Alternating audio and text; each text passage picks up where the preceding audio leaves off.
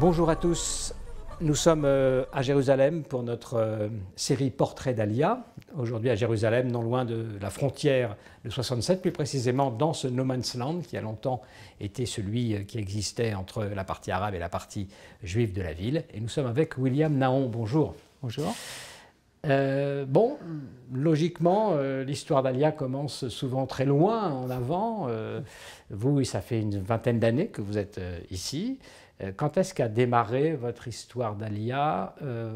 Est-ce que ça a été toujours quelque chose de vivant puis qui s'est manifesté, déclenché à un moment donné, ou est-ce qu'au contraire ça a été un peu plus subi?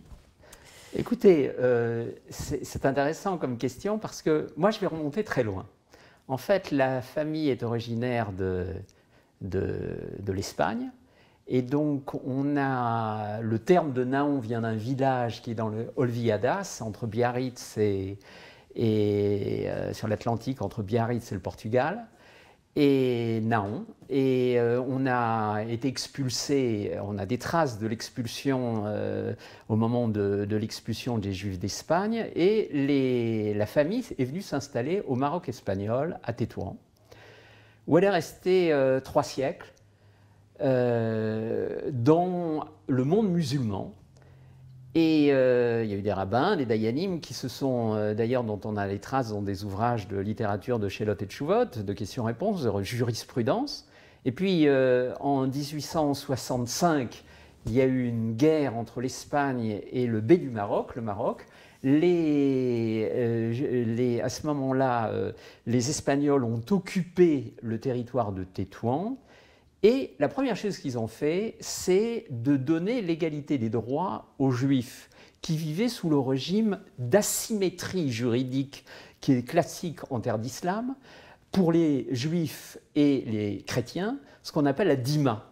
C'est-à-dire le fait qu'il y a des obligations, il y a un statut d'infériorité juridique admise en terre d'islam pour les Juifs et les chrétiens.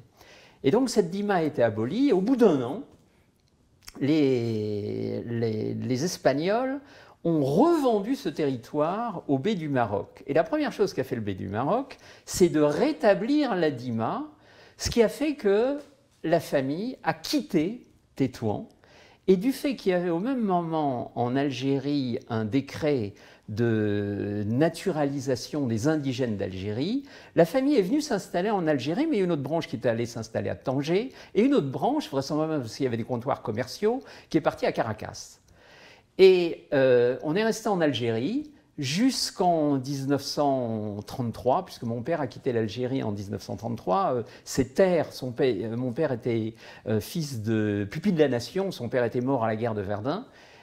C'était un des avantages du fait d'avoir pris la citoyenneté française, ou des droits et des obligations qui y étaient attachés.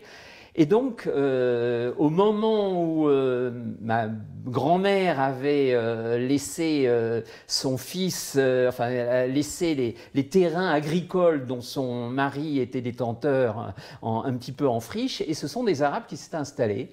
Et quand mon père a voulu reprendre ces terrains, il s'est fait tirer à la carabine par les Arabes. Il a compris qu'il n'y avait plus d'espoir pour les Français en Algérie en 1933, et il est venu s'installer en France. Et donc on est resté en France jusqu'à mon départ en 1998. Et là, je suis parti avec ma famille, ma femme et 4 enfants. On est venu s'installer en Israël, à Jérusalem, où on est jusqu'à présent. J'ai changé d'activité professionnelle en m'adaptant aux conditions dans lesquelles je me trouvais, mais toujours dans un cadre un peu international, en travaillant, en bénéficiant, compte tenu de mon expérience, j'avais une expérience internationale, donc je l'ai mise à profit aussi en venant en Israël. Alors quand même, voilà un cadre général très, très précis, enfin, en tout cas global, mais la manière dont la décision s'est prise en 1998 pour vous et votre famille de dire, bon, ça y est, c'est cette année, nous partons. Comment ça se passe, comment ça évolue, alors comment ça travaille? En fait, ça faisait longtemps, ma femme avait déjà fait son alia avant notre mariage, et quand on s'est mariés, elle est revenue en France, et elle voulait que je vienne m'installer en Israël. En fait, ça faisait longtemps qu'on voulait venir, mais il nous fallait une occasion, et quand j'ai trouvé l'occasion, la décision s'est faite assez rapidement. vous saviez donc évidemment où vous mettiez les pieds ici, mais malgré tout, quand on arrive ici pour longtemps, pour toujours, j'allais dire, Ouais. Est-ce que ça fait quelque chose de particulier? Est-ce qu'on est dans un autre état? Le principe même de déplacement dans un pays est toujours difficile. J'ai vécu 2 ans à New York, j'ai vécu aussi un déplacement. Mais c'est complètement différent parce que là, on retourne, on vient dans un pays, on quitte un pays où on est né pour aller dans un pays qui est le pays où on n'est pas né, donc c'est un statut d'étranger.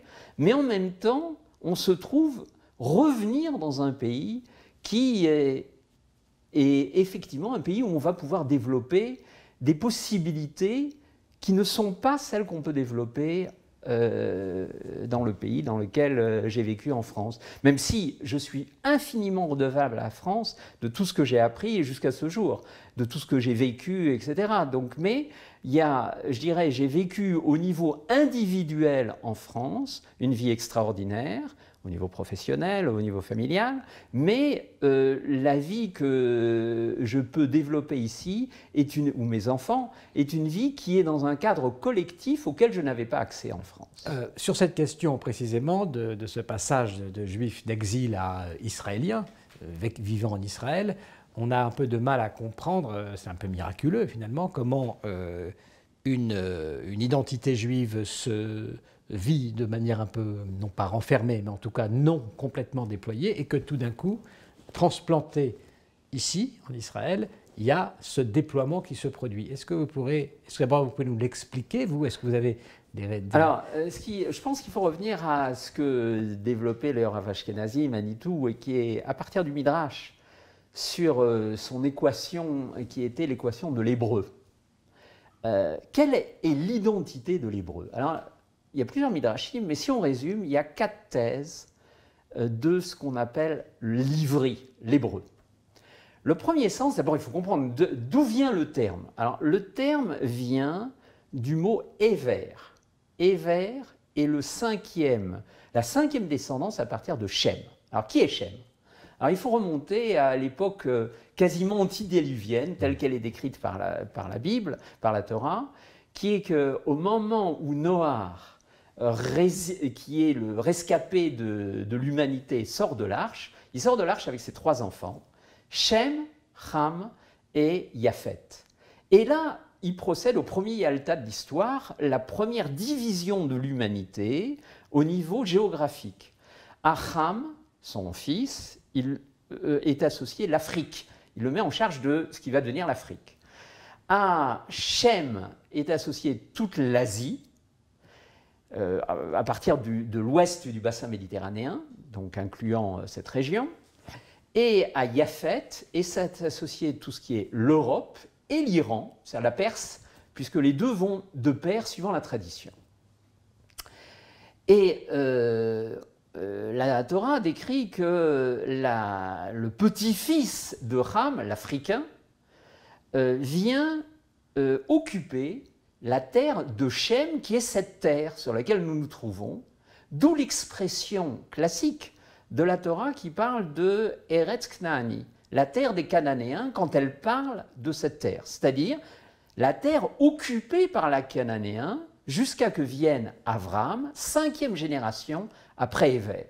Donc on a de Noach jusqu'à Avram, 10 générations, la 5e étant Éver, qui va donner le terme de Ivri, dont le 5e descendant, enfin la 5e génération après lui, sera Avram, qui est à la base de la fondation du peuple d'Israël, avec les autres patriarches.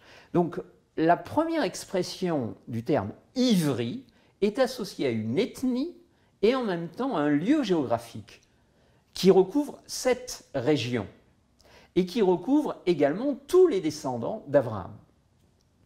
Ça, c'est le premier point. Mais il y a un autre sens que donne la tradition. Quand on parle d'Abraham, on parle également de Abraham à Ivri. Pourquoi?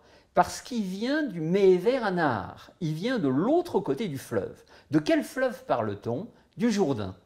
Et où est cet autre côté du Jourdain? Il s'agit de la Babylonie.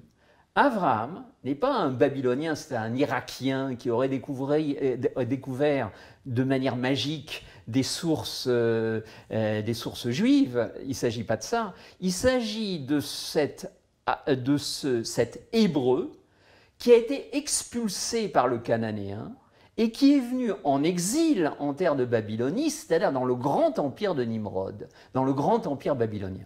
Donc là, en fait, cette deuxième expression recouvre l'idée d'une sortie d'exil pour revenir sur sa terre, le passage de l'empire babylonien à l'est du Jourdain et le retour sur sa terre. Abraham est le premier Hébreu, celui qui a été capable de faire le passage de l'exil à la reconstruction sur sa terre, qui est la terre des Cananéens, occupée par les Cananéens, mais qui est la terre des Hébreux. Et d'ailleurs, la Torah l'atteste en parlant de Jacob comme étant kidnappé de la terre des Hébreux quand il se présente à Pharaon. Et Pharaon ne montre pas un étonnement particulier sur le terme, puisque c'était des Cananéens. Il aurait pu s'étonner en disant « mais qu'est-ce que c'est que cette terre des Hébreux ?» Et on voit que Pharaon, c'est dans l'économie, la géopolitique internationale, comprend que cette terre-là, c'est la terre des Hébreux. Alors, le troisième élément, le troisième sens de Héver, c'est Haolam be'ever echad, ve'Israël be'ever acher. C'est-à-dire, le monde est d'un côté d'un versant, et Israël est de l'autre côté. Quelle est cette notion? En fait, c'est une notion qu'on retrouve dans la Megillah d'Esther, où la Megillah nous parle du Yehudi. Et la tradition, à part de la Gemara Megillah, dit Mi shenikra Yehudi kol hakofer ba'avodah zara. Toute personne qui dénonce, qui rejette l'idolâtrie, est à qualifier de juif. Même si, du point de vue de la halacha, ce n'est pas le cas, mais il y a là une idée profonde qui est que le rejet des dictatures, le rejet des impérialismes, c'est le sens même de l'hébreu. Donc, c'est-à-dire le rejet de tous les totalitarismes. Donc là, c'est un troisième sens de ce que c'est que l'hébreu, qui est le rejet du totalitarisme. Et puis il y a un quatrième sens qui apparaît aussi dans le Midrash, que reprend le Maharal à propos de la sortie d'Égypte.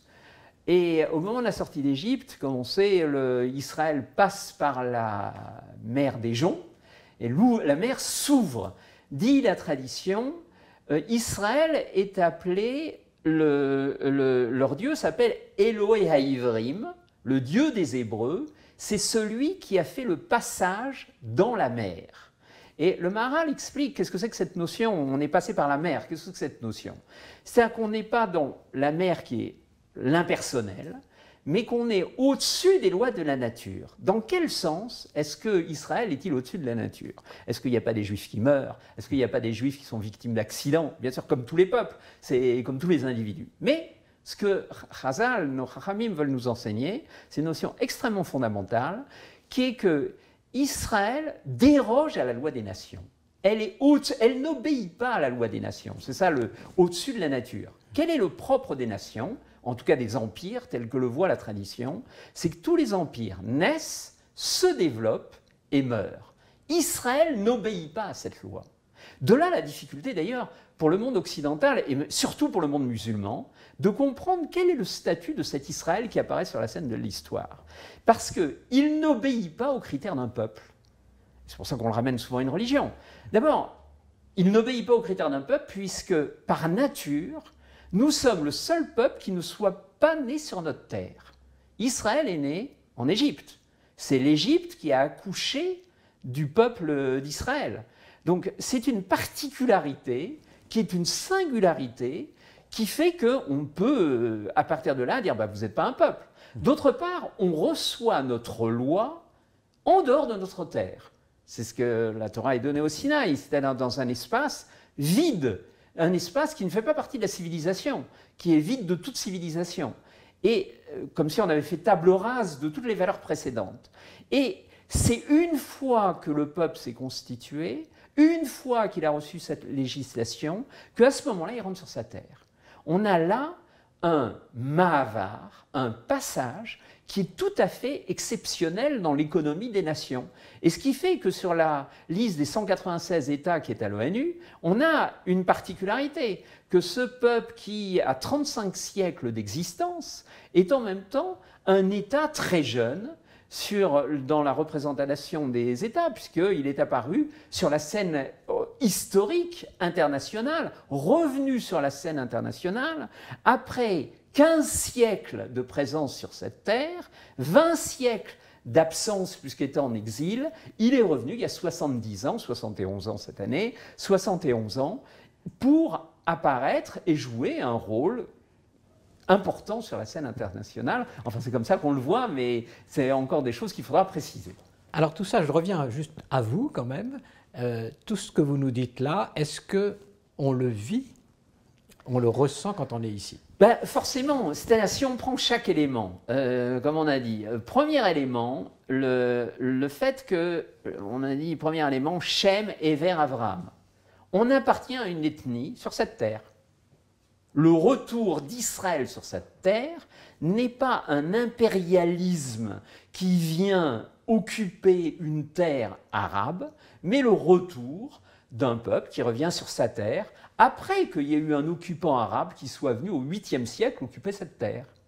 Et donc, c'est dans ce contexte qu'il faut relire toute cette vision internationale. Maintenant, qu'il y ait une problématique internationale qui se pose et qu'il faille la gérer, bien entendu, ça oblige, à l'intérieur du cadre que nous donne la tradition, à beaucoup de créativité, à beaucoup d'intelligence. On ne peut pas appliquer des schémas qui sont des schémas historiques simplement pour les reconduire sur le futur. Mais il faut au moins avoir la conscience de notre héritage pour comprendre vers quel sens on va. Deuxième élément, le Ivri, c'est la sortie de Galout. La sortie de Galout, c'est par construction ce que tout Israélien a vécu. Je dois rappeler qu'aujourd'hui, 70% des Israéliens sont nés en Israël.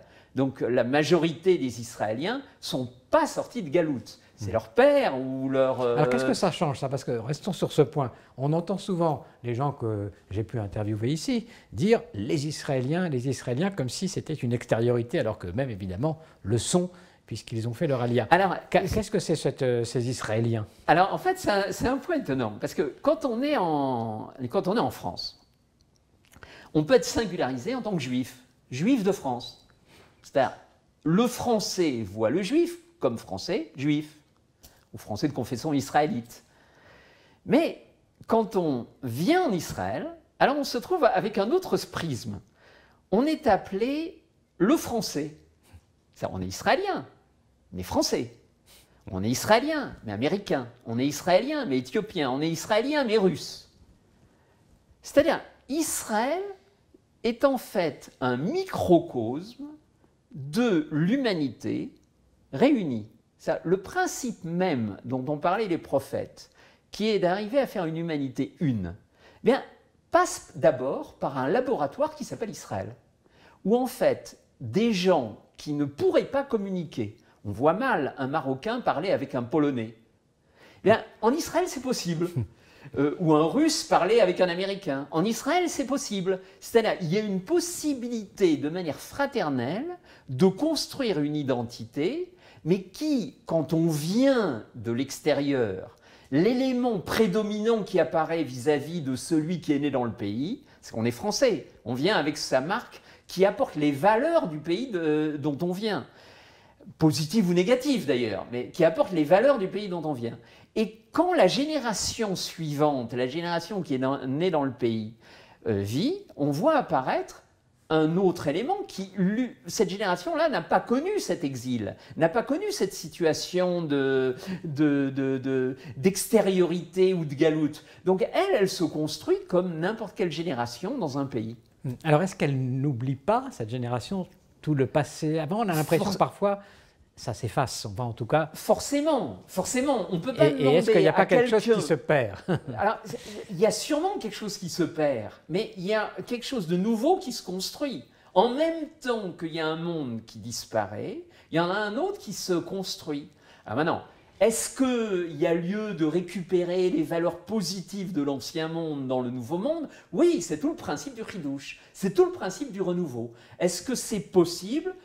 On voit, par exemple, moi ce qui m'étonne de manière flagrante dans ce pays, c'est de voir les mariages qui sont, dans le terme qu'on utilise, c'est les mariages mixtes, mais pas du tout dans le sens dont on parle en France ou dans le monde occidental. Il ne s'agit pas de juifs qui se marient avec des non-juifs, il s'agit de décrire des Ashkénazes qui se marient avec des séfarades, un Éthiopien avec un Allemand. Enfin, je vois dans ma famille, mes enfants ont épousé des gens qui sont d'origine allemande, belge, yéménite, etc. On a perse, etc. C'est une construction de l'universel et avec une spécificité originale. Comment, pour ceux qui vivent, donc qui sont nés ici, 70%, vous dites, c'est vraiment une majorité, et ça ne va aller qu'en s'accroissant, forcément, par définition, cet hébreu, est-ce que ça, on peut parler d'hébreu à ce moment-là, quand on est né ici, ou est-ce que ce n'est pas encore l'hébreu complètement abouti? Et encore une fois, est-ce que vraiment on peut dire que cet hébreu, et de quelle manière il reconvertit, ou il prolonge, ou il renouvelle le fait juif, l'histoire juive, qui apparemment lui reste quand même quelque chose de lointain, qui est un passé. Alors, l'hébreu, je vous ai dit, on a quatre facettes que nous donne la tradition. L'élément ethnique et géographique. Deuxièmement, la sortie de Galoute, d'exil.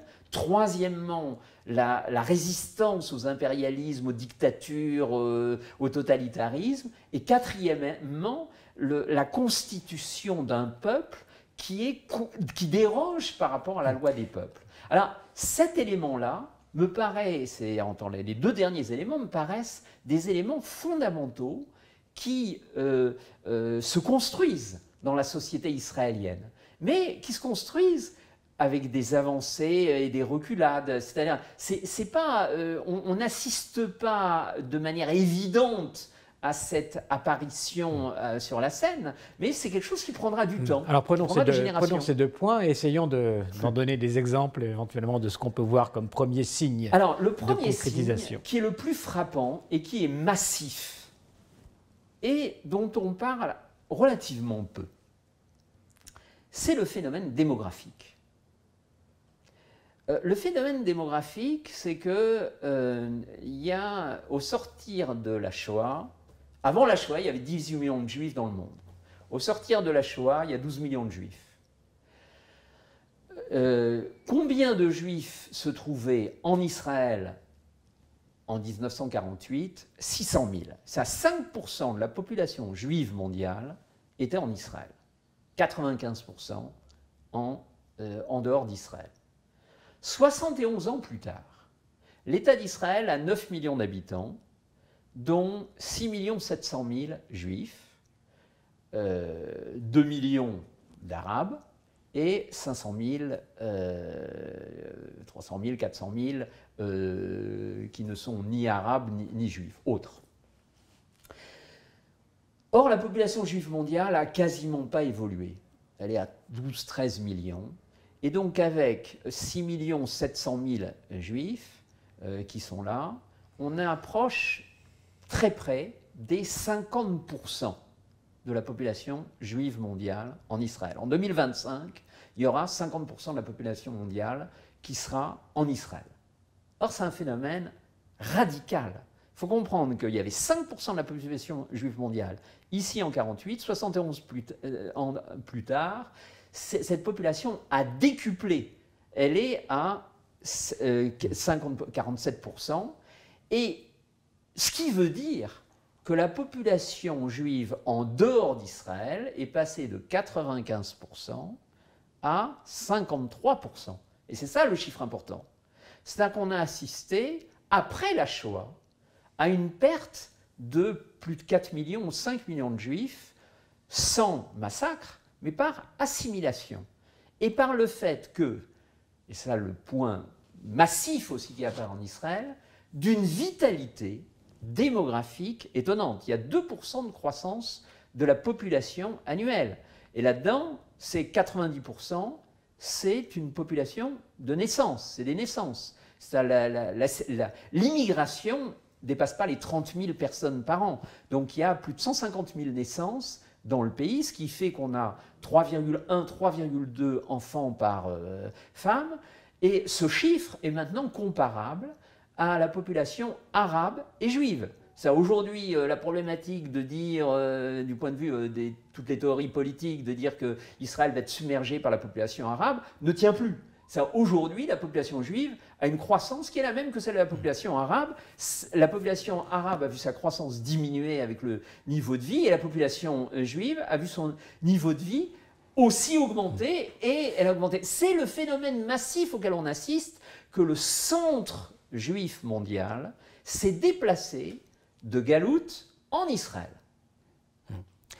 Avec ce que vous avez dit tout à l'heure, qui est quand même effectivement quelque chose qu'on ne dit pas souvent, cette fameuse disparition, sans massacre, mais une disparition quand même, par assimilation. Donc, exactement. Il faudra revenir à ce point-là, c'est-à-dire qu'il n'y a pas plus de juifs, à peu près la même population juive, depuis l'après-guerre jusqu'à maintenant, voilà.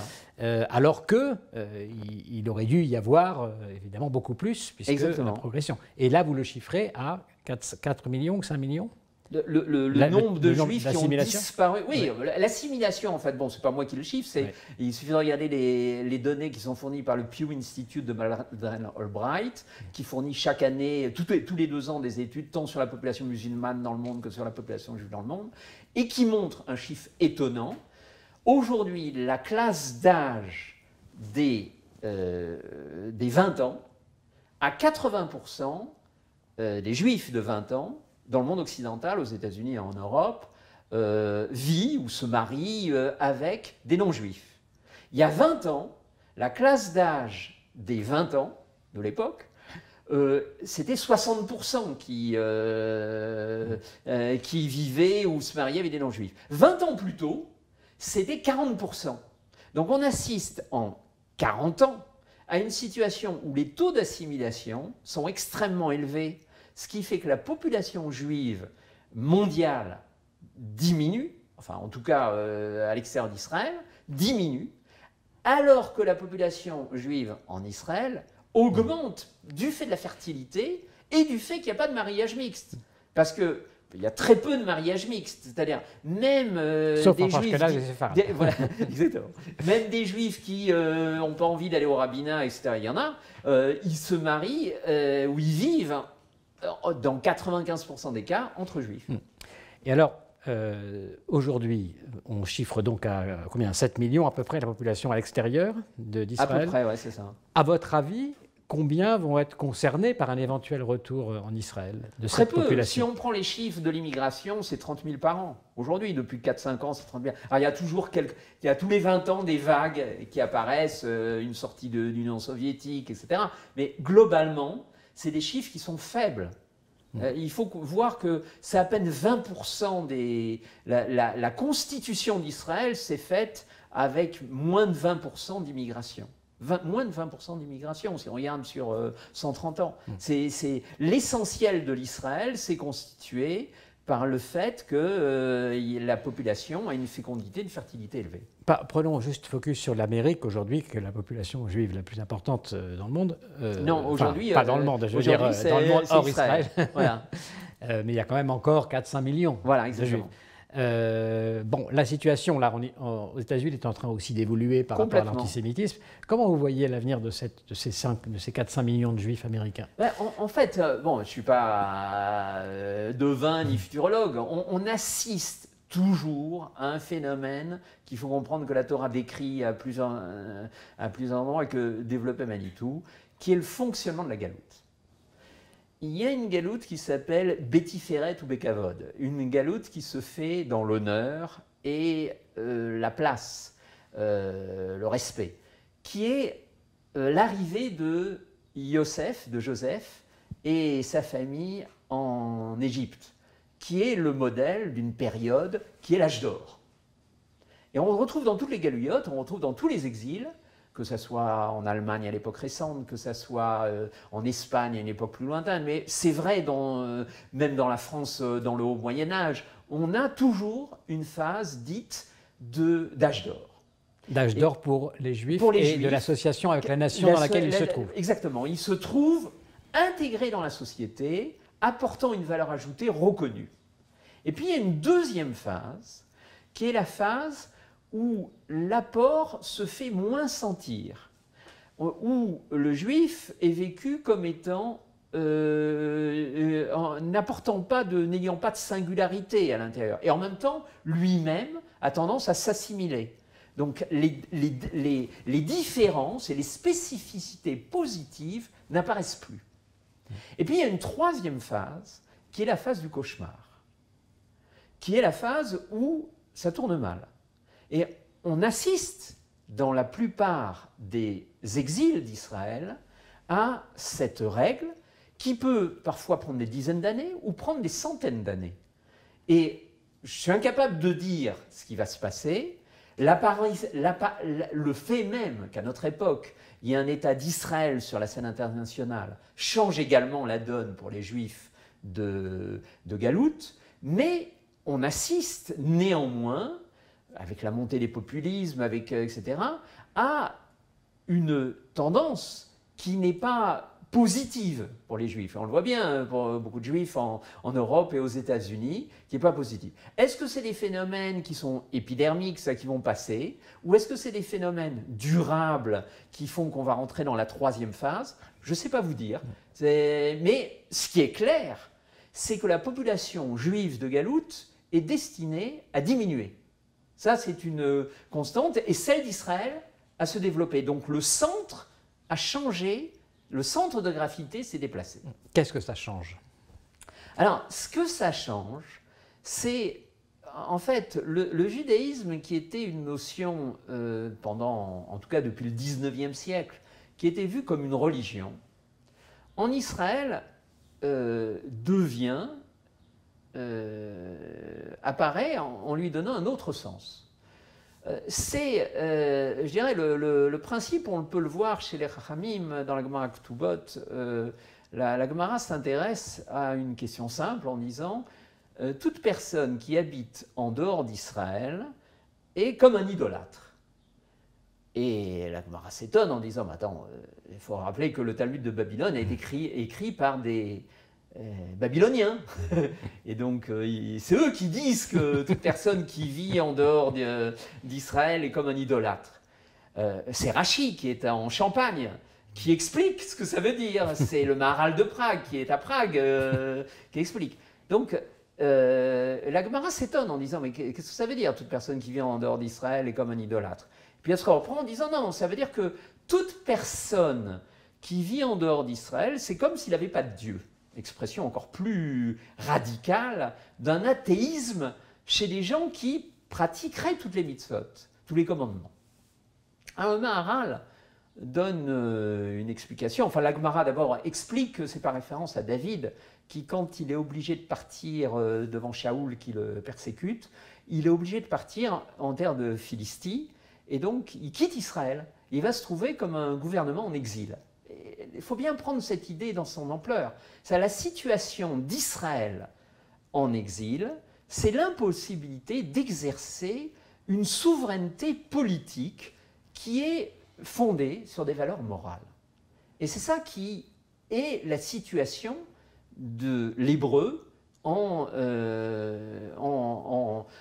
exil, qui fait que les Hébreux, les Juifs, ont toujours cherché par procuration à agir au sein des pays dans lesquels ils étaient, dans la fameuse âge d'or, période d'or de leur développement, et souvent avec succès, mais souvent... en étant conseiller du prince, en essayant d'avoir des protections du pouvoir. Exactement. Ouais. Et donc, c'est cette idée-là, par procuration, de faire passer des valeurs qui sont des valeurs d'Israël au sein des nations. Sauf que, à un moment donné, on se heurte à un problème essentiel. Qui es-tu, toi, pour me dire à moi, Français, qui je suis? Il y a un étonnement aujourd'hui. si on regarde sur la scène française, on voit que ceux qui parlent le plus de l'identité nationale, de la perte des valeurs, du suicide de la société, etc., ce sont les Juifs. C'est Zemmour, c'est Finkielkraut, etc. Georges Bensoussan. Bensoussan, etc. Et à juste titre, il faut comprendre pourquoi cette situation. Mais il y a de là, il faut comprendre aussi l'agacement que ce que ça peut représenter pour un non-juif. De dire, mais qui est-il pour m'expliquer? Il y a 2 générations, il n'était pas là, et il va m'expliquer, moi qui suis français de souche, qu'est-ce que c'est que les valeurs françaises? Il y a un étonnement. Alors ça, c'est encore Manitou qui expliquait bien cette idée, qu'il faut comprendre. C'est que la notion de galoute, la notion d'exil, n'est pas une notion propre à Israël. La notion d'exil apparaît dans la tradition avec l'exil de la galoute de Babel. Quand Nimrod met en place une dictature où il réunit l'ensemble de l'humanité à part quelques peuples, à part quelques familles, pour satisfaire à ses besoins, eh bien, ensuite, comme le décrit la Bible, il y a une dispersion de cette tour. Et là, la Torah nous parle d'une apparition des peuples, des 70 peuples, qui sont en fait 70 valeurs, génies, qui sont représentés par les nations, qui vont essaimer la perte d'une unité qui s'était constituée dans l'humanité avant Babel, et qui est perdue. Et chaque société a récupéré, chaque peuple a récupéré un 70e de cette unité. Manitou avait une expression en disant, c'est un petit peu comme un Kelly, comme un ustensile qui serait cassé en 70 morceaux, et chaque peuple de récupérer le tesson qui lui correspond. Ce tesson est authentique, mais partiel. Et le propre des impérialismes, c'est que d'imposer la valeur authentique d'un peuple à l'ensemble de l'humanité, le cosmopolitisme. Or, le propre d'Israël, c'est qu'Israël ne fait pas partie des 70 des peuples. Israël vient plus tard sur la scène internationale, 4 siècles plus tard, 6 siècles plus tard, d'ailleurs dans la tradition, et se constitue non pas comme un 71e peuple, mais comme un peuple capable de réunir tous les tessons de ce Kéli, de cet ustensile. Israël est capable de pouvoir faire travailler ensemble l'humanité sur des bases qui sont des bases de moralité, d'éthique, qui sont des bases fondamentales sur lesquelles l'humanité peut fonctionner. Et là, c'est là où il y a un modèle universel dont parlent les prophètes, dont parle Isaïe, dont parle Jérémie, etc. C'est Yéhezkiel, etc. Tous les prophètes d'Israël ont parlé de cette capacité d'Israël, une fois revenu sur sa terre, en développant dans les fondamentaux d'un pays qui sont l'économie, l'État, des valeurs de moralité, eh bien, ces valeurs ont la capacité ensuite de pouvoir servir de modèle d'un pays qui a réussi à le faire. Donc pourquoi pas entraîner les autres à le faire. Voilà le rôle qu'Israël... On voit bien comment Israël recompose un Kéli avec les 70 nations, aussi par le fait que tout le monde vienne de différents endroits, mais comment les nations elles-mêmes vont pouvoir profiter ou prendre modèle alors qu'elles n'ont que leur part de tesson. Si alors, le principe étant ce qui apparaît aujourd'hui, et encore une fois, si la tradition ne nous donnait pas des éléments de réflexion, des outils de réflexion, on aurait des difficultés à analyser ce qui est en train de se passer. Donc encore une fois, je ne suis pas futurologue ni prophète. Les directions, on voit apparaître, par exemple, dans le fait qu'Israël devient un géant dans la santé, un géant dans le traitement de l'eau, un géant dans le traitement de l'alimentation, etc., dans la cybersécurité, dans la défense, etc. Ces éléments là, Israël peut en faire profiter les peuples. Et c'est par des éléments matériels qui véhiculent des valeurs morales qu'à ce moment-là, le lien avec les nations se reconstruit. Prenons le problème de l'eau, prenons le problème de l'alimentation dans le monde. Ce sont des problèmes fondamentaux qui occupent de nombreux États. Or, Israël peut apporter des solutions à ces pays. Et c'est pour ça qu'Israël, aujourd'hui, joue une place au niveau international sur ces domaines. C'est pour ça qu'Israël est capable, par ce point-là, de pouvoir se relier. Et je voudrais en revenir à un point. Parce qu'on peut dire, mais en quoi est l'élément moral? Les gens qui font ça, est-ce que vraiment ils ont une vision éthique? Oui, on va reprendre le point principal, massif, dont j'ai parlé tout à l'heure. La démographie. Le fait que l'Italie perde 100 000 habitants par an, alors qu'elle a une immigration très importante, qui est de plus de 8%. Bon, 8% de la population italienne est d'origine immigrée. Et la population italienne diminue.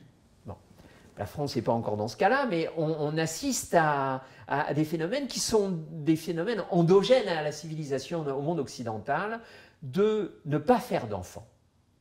Or, pour la tradition, le principe même de faire des enfants, c'est l'acte moral par excellence. Pourquoi? La tradition affirme que c'est Dieu qui a créé le monde. Qu'est-ce que c'est que cette notion d'un Dieu qui a créé le monde? Bon, a priori, on n'était pas là pour vérifier, et personne n'a la capacité de le vérifier. Mais l'idée que nous dit la tradition, c'est que le fait de dire que Dieu a créé le monde, ça signifie que nous recevons l'existence. Et que le fait de recevoir l'existence nous oblige. Le minimum d'obligation, c'est de redonner l'existence. Donc c'est pour ça que ce phénomène massif auquel on assiste en Israël, c'est le phénomène par excellence de l'acte moral. Maintenant, le phénomène qui se passe en Europe, dans le monde occidental, où on assiste à une baisse de la démographie, ou en tout cas une perte de démographie ou de baisse de fécondité, c'est justement le reflet d'un égoïsme, même s'il est véhiculé, expliqué par des raisons pseudo-morales, en disant qu'on ne peut pas faire trop d'enfants dans le monde, parce qu'autrement ça va créer un désordre écologique, etc. Ou peu importe les raisons. Le fond essentiel, c'est est-ce qu'on est capable d'être responsable vis-à-vis d'autrui? Est-ce qu'on est capable de s'engager vis-à-vis d'autrui? Si sur ce point-là, on n'apporte pas de réponse par le fait de donner la vie à autrui, à ce moment-là, on se referme dans sa société. Et c'est une problématique qui est essentielle à comprendre. Et cette problématique en Israël, elle est vécue aussi bien chez des gens qui sont des gens de Torah, que des gens qui ne sont pas du tout, qui sont des gens dits laïcs, etc. On voit dans des familles à Tel Aviv ou en dehors de Tel Aviv qui ont 4-5 enfants et qui ne sont pas du tout religieuses, etc. Mais c'est parce qu'il y a une idée il y a un dynamisme, un élan de la société qui conduit à faire des enfants. Voilà. Et c'est l'acte moral par excellence. Alors, on fait une parenthèse sur la situation en Europe. Comment vous voyez les choses évoluer dans cet enfermement? Non, voilà, mais bon. Je ne suis pas politologue ni devin, etc. Paul Valéry, en 1914, disait « Nous, civilisation, savons que nous sommes mortels ». On a bien, on est 100 ans plus tard, il n'y a pas eu de la mort de la civilisation européenne, mais on sent bien qu'il y a un déclin de civilisation. Et ce déclin est d'autant plus confirmé par la baisse de natalité. C'est un élément basique. Si on ne fait pas d'enfants, il ne peut pas y avoir... Et en quoi ce qui se passe ici en Israël pourrait inspirer les autres nations concrètement? C'est-à-dire est-ce qu'il s'agirait de reprendre ces mêmes principes? Est-ce qu'il s'agirait de transférer ce qui se fait ici, là-bas? Encore une fois, il n'y a jamais de modèle qui est complètement transposable d'un pays à un autre. Mais il y a des principes qui apparaissent, dont on peut voir la valeur. Et quand on les voit dans un pays, eh bien, il y a un effet d'attirance qui fait qu'on peut essayer de voir comment on peut le transposer. Le fait que la société européenne soit dans un modèle tel qu'il est, que je décris, est un modèle pérenne. Ça, on ne parle pas d'un phénomène sur l'année, on parle d'un phénomène qui se passe depuis 40 ans. Donc il y a un phénomène qui maintenant est à l'ordre de 2 générations. Donc c'est dans les générations à venir qu'on pourra voir s'il y a une évolution positive ou pas. Ce n'est pas un phénomène qu'on peut chiffrer en années, c'est un phénomène qu'on chiffre en décennies ou en générations. Alors revenons à Héver et à son fils Péleg, puisqu'il y a ce commentaire de Rachid, je crois, sur le fait que Péleg, il était prophète, voilà, parce que il l'a appelé Péleg du nom de la dispersion qui n'avait pas encore eu lieu. Bon, je vous dis ça simplement, vous dites que vous n'êtes pas un prophète. En même temps, l'hébreu semble fonctionner avec une sorte de retour de quelque chose qui ressemblerait à cette connaissance prophétique. Est-ce que vous avez le sentiment qu'ici, quelque chose de cet ordre-là se produit aussi? Je dirais simplement qu'on peut être frappé ici de la manière dont les gens interprètent les situations, peut-être en leur donnant un sens global, en les intégrant, en leur donnant une signification, plus que peut-être ailleurs. Alors ça peut-être été toujours le cas chez les Juifs, enfin ici en tout cas on le voit beaucoup. Alors on est obligé de le faire parce que, enfin on est obligé, d'abord c'est notre tradition, mais c'est aussi, je pense, parce qu'Israël vit dans un cadre existentiel que peu de pays ont. Il faut voir qu'on est entouré par des États qui, pour la plupart, sont des ennemis. Et donc, on est dans une situation qui n'est pas simple. Et pourtant, au quotidien, les gens vivent de manière tout à fait sereine, comme si il ne se passait rien tout autour. On est l'exemple même ici, finalement, puisque nous voyons de votre balcon, voilà. Où nous sommes quelques villages habités par des populations majoritairement par des Arabes. Celles-là ne sont pas des populations hostiles, parce qu'il s'agit d'Arabes qui sont, comme je vous ai dit, il y a 20% de la population israélienne qui sont des Arabes, donc ce n'est pas une population hostile.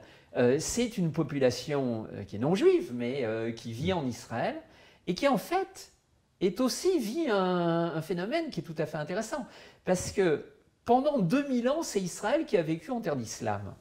Et là, depuis 71 ans, on voit une population arabe qui vient en terre juive.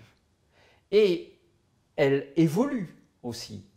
Donc on assiste aussi à une mutation de cette population qui prend du temps, mais qui est une mutation qui est tout à fait intéressante. On en reparlera peut-être plus tard. Je ferme ma parenthèse, puisque vous disiez qu'ici, ce qui se passe de manière surprenante, c'est que malgré l'environnement hostile, les Israéliens vivent quasiment normalement. Exactement. Donc vous disiez ça par rapport à la prophétie. Est-ce que vous pouvez reprendre le fil? Je ne sais pas. En tout cas, ma question était de savoir qu'en est-il de l'aspect prophétique de l'hébreu. Alors d'abord, il faudrait expliquer ce que c'est que la prophétie. Alors ça serait intéressant.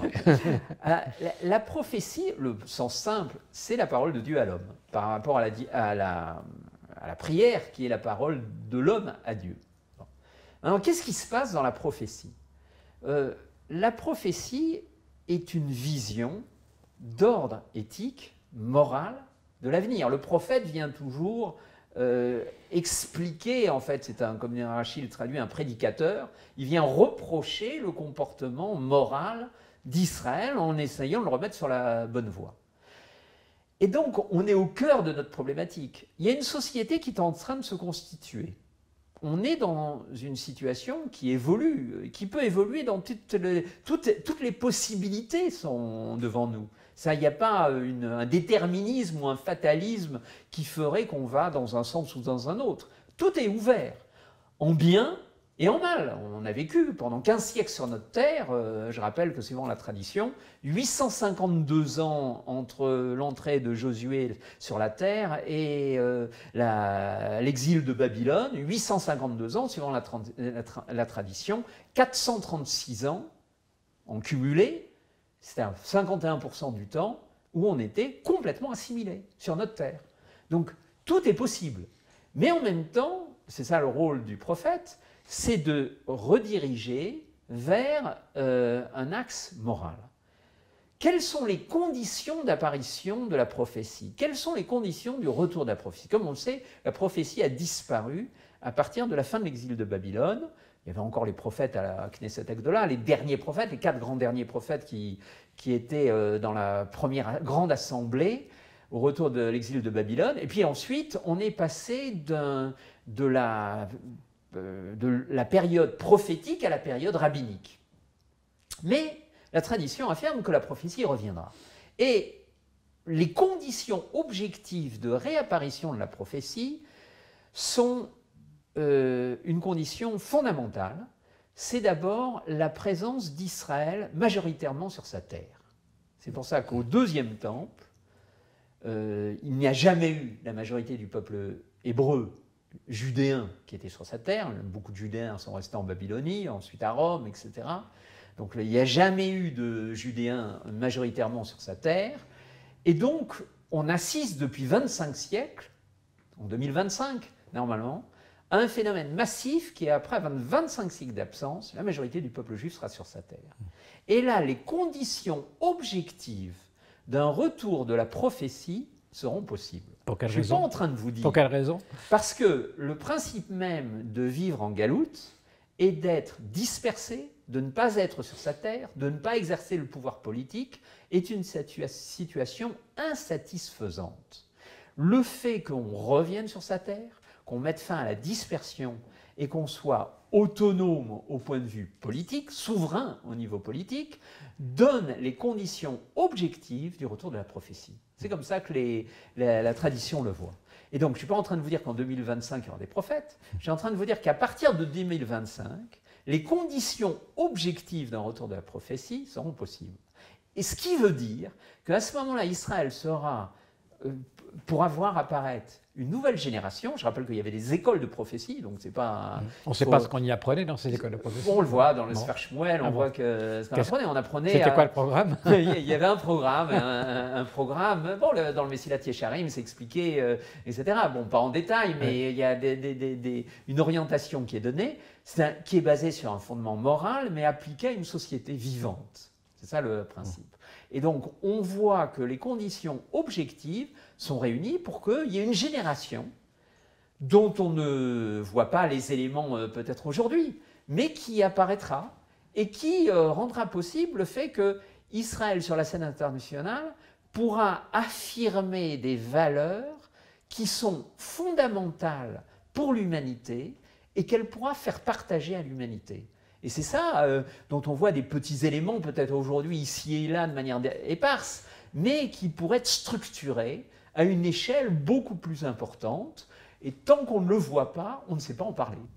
Est-ce que vous, aujourd'hui, vous avez le sentiment que vous êtes partie prenante de ce projet, vraiment de manière, est-ce que vous le percevez, j'allais dire, de manière sensible, quotidienne, que vous êtes intégré dans cette... et que vous avez aussi un rôle à jouer, comme chacun? Alors tout à fait, je pense qu'on est intégré, en même temps, comme je vous ai dit, parce que je viens de la charnière, je suis la période du Ivri charnière, pas du Ivri qui se constitue, qui se recrée. On assiste à des phénomènes, et là je voudrais prendre un exemple, un cas intéressant qui est le droit. Ce qui est essentiel pour la tradition, c'est la Torah, pour notre tradition, c'est la Torah, qui est d'abord un système juridique, qui est un système juridique autonome, très développé. Or, ce système juridique n'a pas eu la chance d'émerger au moment de la fondation de l'État. Je voudrais un peu expliquer pourquoi. Parce qu'en 1948, quand il s'est agi de choisir un droit, il n'y avait pas de droit juif qui était adapté à un État moderne, au fonctionnement d'un État moderne. Et donc, les fondateurs de l'État se sont trouvés face, au moment où le mandat britannique cessait, au fait de choisir un droit.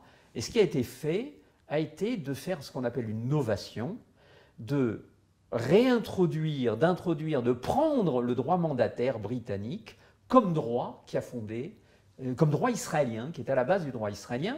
Et dès le départ, la première Knesset a aboli le fameux livre blanc qui était dans le mandat britannique pour faire apparaître cette loi du retour qui permettait à tout juif de revenir en Israël. Et le droit israélien a évolué à partir de ce droit mandataire. En 71 ans, la Knesset, qui est le Parlement, a fondamentalement fait évoluer ce droit dans un certain sens.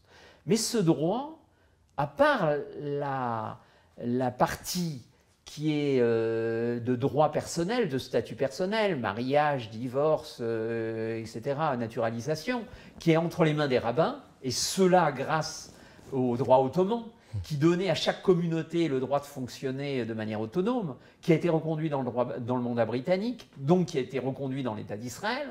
Donc, de ce fait, il n'y a que cette partie-là qui régit tous les Israéliens.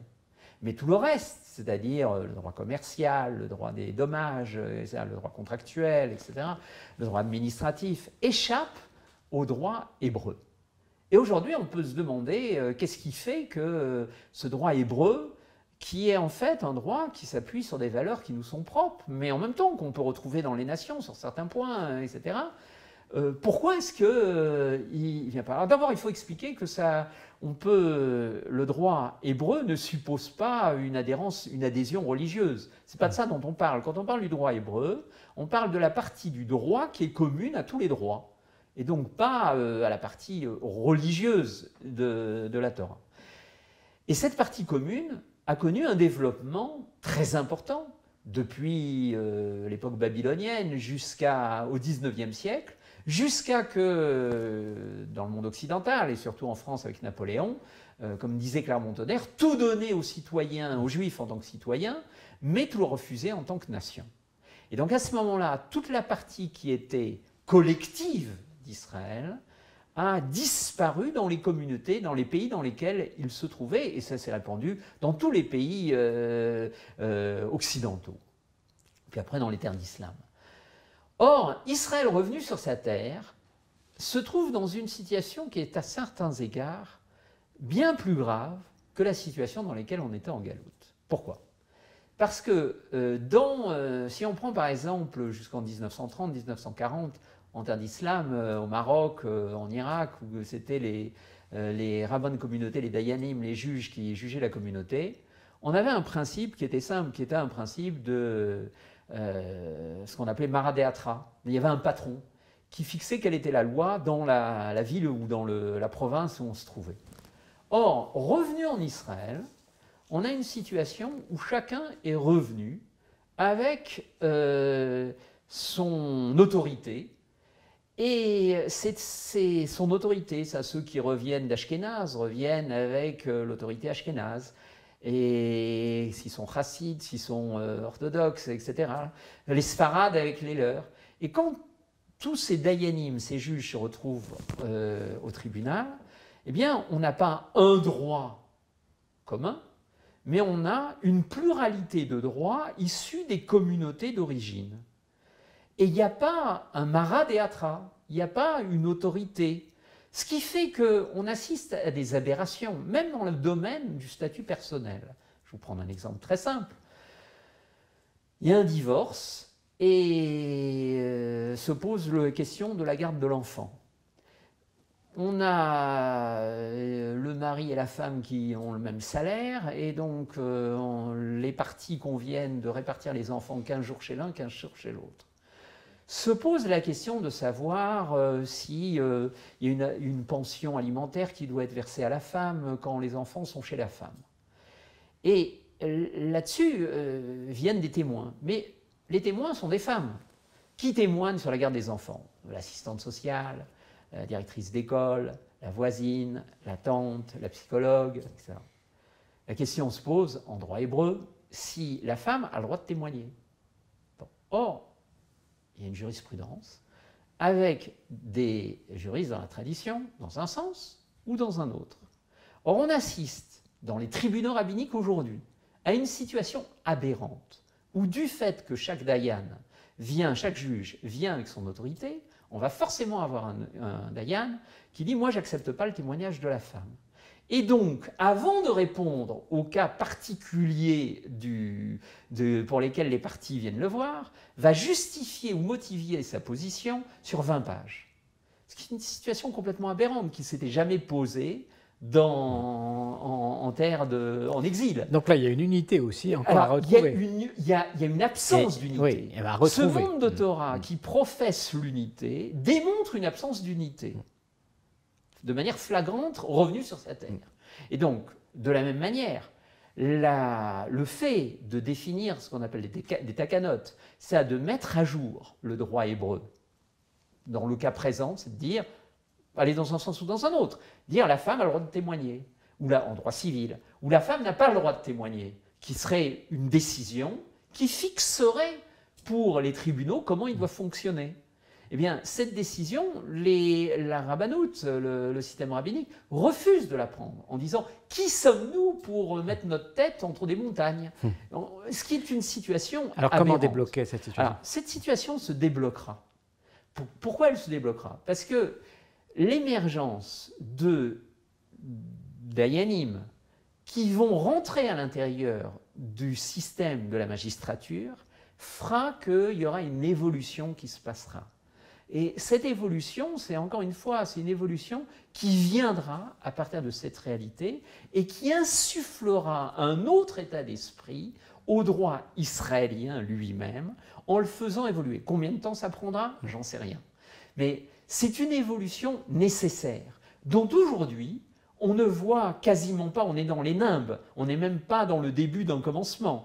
Mais c'est une évolution nécessaire et qui est aujourd'hui de manière étonnante, alors qu'on professe, les Juifs professent l'unité, dans un domaine aussi évident que la Torah, le monde israélien de Torah souffre d'un manque d'unité.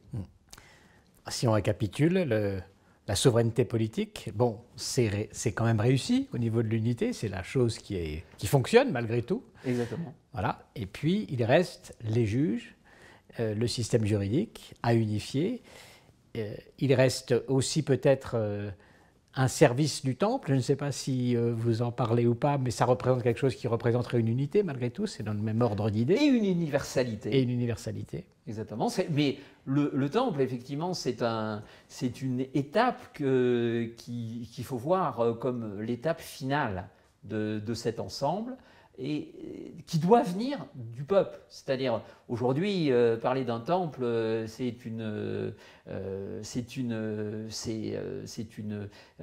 mettre la charrue avant les bœufs. Pourquoi? Parce que imaginez le rétablissement d'un temple, aujourd'hui, on aurait la SPA qui viendrait dire, attendez, les spécistes, etc., qui viendraient en disant qu'on porte atteinte aux droits des animaux, etc. Donc ça n'a pas de sens aujourd'hui. Il y a une compréhension des fondamentaux qui doit d'abord apparaître avant qu'on parle d'une étape qui est à construire. C'est comme un petit peu la prophétie, et la prophétie, elle doit être préalable à ce temple. C'est un fonctionnement qui prend du temps. On a vu qu'en 71 ans, Israël a vu une évolution qui n'était pas prévisible au départ. Je rappelle qu'en 1948, la plupart des États pensaient que cet État ne serait pas viable.